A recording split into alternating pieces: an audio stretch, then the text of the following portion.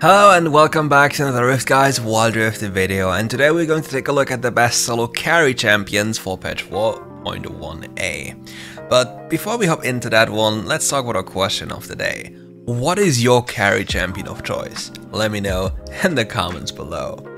For the very first champion we have Samira. Samira is the Katarina for the AD carry role, and this champion goes nuclear once you have her kit down. This champion's damage is quite insane if you understand how to combo properly and get to that S rank super fast. And not only that, this champion insanely scales with any CC on your team. So let's imagine you have a Nautilus, which alongside Mr. Brash is your wet dream when it comes to supportive champions. Any type of CC they put onto the enemy champion will allow you to use your passive ability that will lock the enemy inside the air, or well, up there, and just deal bonus damage.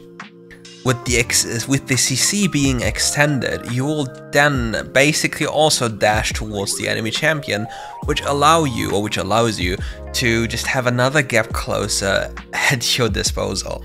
So you're not forced to use your third ability to get closer to just input an auto attack. Now with an additional cooldown ready, you're basically in your best position to kill the enemy champion. Once they're close to you and even are projectile based, you'll completely run over them. As you dash over them with your third ability, and then pay close attention to what type of champion they are, let's say a Varus or anything along those lines with a projectile based champion type, you can then use your second ability to basically block all projectiles and render them completely helpless unless they want to flash away. But even that is not going to be enough, because then you're already close enough, and if you have access to all your core abilities or basic abilities, you'll then get towards that S rank and start gunning them down with your ultimate ability.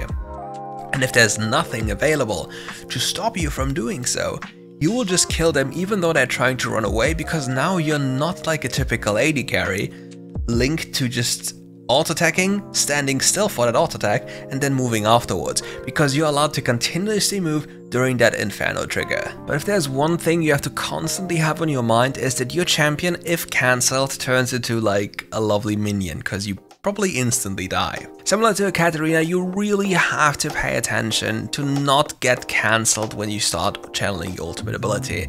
If that happens, well, I told you, you're most likely going to die. But if you get it off and get one kill, you're going to run all over the enemy team on just your own. So pay attention to those crowd control spells. The next champion is quite the odd champion, but with the current meta in place, he is really shining in this game. I'm talking about Brand. Brand can be played as an AP carry in the AD carry position, as a support, and as a mid laner. He is quite decent in all of those positions, but usually really well in a position where he can get the most gold. But even on a support role where your gold is rather limited, you can really do wonders, because you're not linked to any lane, and after the first cannon wave, you're basically free to terrorize the map. And when it comes to Brand and in a melee-centric bruiser meta, or tank meta, this champion is melting them all, especially around objective fights. In solo queue, objective fights happen all the time, and people clump up literally every single time. And when that happens, Brand is really shining through his kit. Using his ultimate ability into the enemy team and then unleashing all his spells into the enemy team will allow him to turn any enemy, or literally every enemy, into a living bomb. With them turning into a living bomb, they deal quite the amount of damage, and even if you just get 2 stacks onto an enemy champion, just getting 3 stacks on one is most of the time enough to then use this bomb to explode the other bombs around them, because the explosion of the Brand bomb counts as another stack towards other Brand stacks.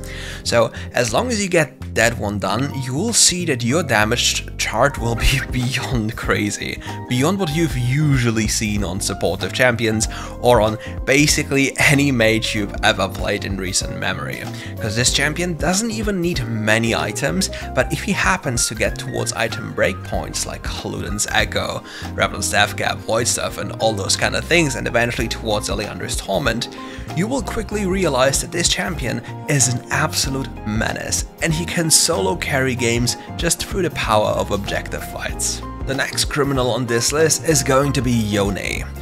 Yone is a champion that is very flexible in the way he's able to be played, or rather, where he's able to be played. You have mid lane, you have the jungle role, and you have the Baron role. Like, you can basically have them in any of those positions, and he is quite powerful in all of them. But technically speaking, in solo queue, jungling is one of the roles that has the highest variance in terms of being useful and useless at the same time. But if you get to understand how this champion functions, and if you get to fully clear your jungle and look for opportunities with your third ability and your first ability combined, you will quickly notice that this champion has crazy snowball potential in a solo queue environment. So, with that in mind, and the heavy scaling of Yone, you will be very much surprised how many games you'll win, even though they look very dire to you. And Yone is one of those champions, and you have most, like, honestly speaking, whenever you face the Yone on the enemy team, he's always like 20-0 and he's gonna one-shot you, and usually when you meet the Yone on your team, he's like, well, like a little wet noodle doing nothing. So what about you becoming the Yone?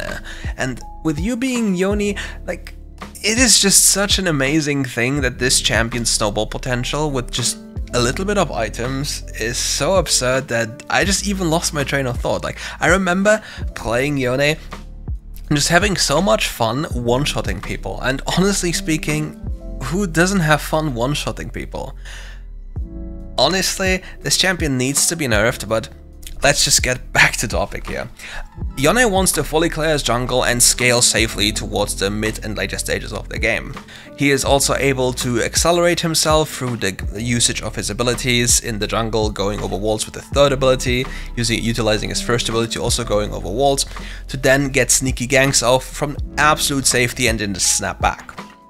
Once he's accelerated, he completely takes over the game. That's the key takeaway for Yone. You want to snowball the game if you are given the opportunity, and this champion loves doing so. With just a Blade of the Rune King, Solar Charge Blade and Infinity Edge, you will basically kill anything in your way. Let's go back to the more normal kind of things now. We have Shyvana. Shyvana is a lovely champion that is a power farming demon, and once the game continues into the mid to the later stages of the game, she'll be able to take over the game completely by herself, and she'll take down towers similar to other split pushing champions. With the recent, or well, not so recent changes to Shyvana's scaling potential, in a sense that she doesn't have to go for normal dragons anymore, she is able to safely farm up without any worry on her mind and utilize this. But it is at the same time a blessing and also a curse. Shyvana really needs to farm and loves to farm, but the moment she's ahead, you could play around her ultimate cooldown consistently. And it functions like this. You fully clear your jungle, put your timers on cooldown, then make a proactive play with your ultimate ability. If you're clearing your jungle and your ultimate ability is ready and something happens like close to you, you can take a look at it. But if you don't have your ultimate ability available, things get a little bit problematic because your champion doesn't really reach enemy champions. You don't have the gap closer available and can't really run them down unless you have Ghost and want to invest a lot of time and probably risky things because you really lack the gap closing potential and even damage on top if you don't have the ultimate form available. But every single time the ultimate form is available, you can get proactive.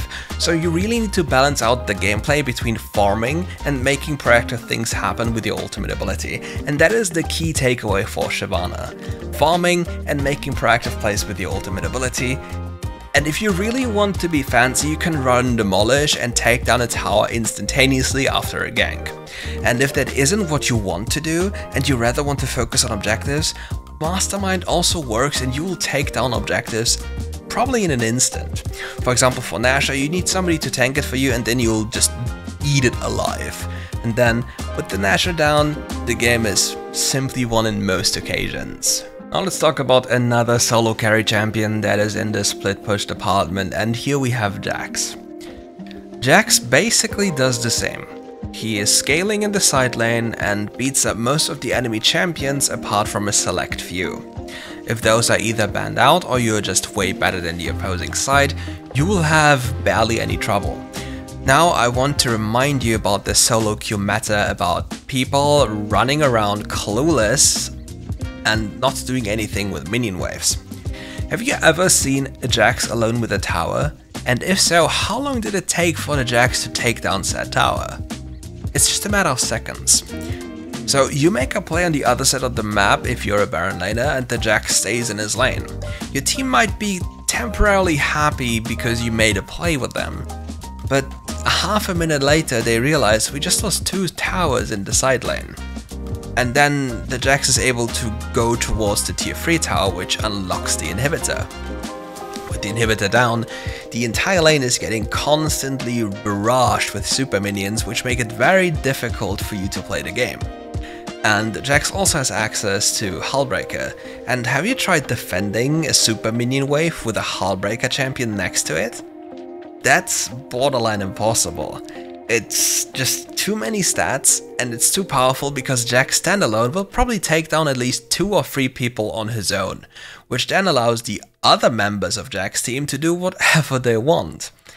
And it's just a very painful thing to face, because people in solo queue really don't pay attention to those waves. So what can you do to utilize this to the fullest? Let's say you're a Baron laner, you can initiate a slow push into the enemy team. And then you go for a proactive play with your team. This slow pushing wave will eventually take at least 1 tower, if not 2, because of how cannon minions work. If you initiate that during the mid game, where multiple cannon waves are unleashed in lanes, you will see that they'll easily take down your towers in the side lane. I've been victim to this, everyone has been a victim to this, and people just don't really pay attention to this, nor do they know how to reproduce this. But I'm telling you, make sure that the wave is slowly pushing into the enemy team. Don't just immediately shove everything. Eat like half of the enemy wave and then make it slow push towards them. And then you will see 1 minute later, or maybe a little bit more, depending on how long you plan on doing your fight and whatever way you want to go, you will see that the towers are getting taken away, or the enemy is forced to respond to this, leaving their team vulnerable to your gank or to your play. And that's it for today's video. If you liked the video, leave a like and subscribe to the channel and come back for more. See you soon.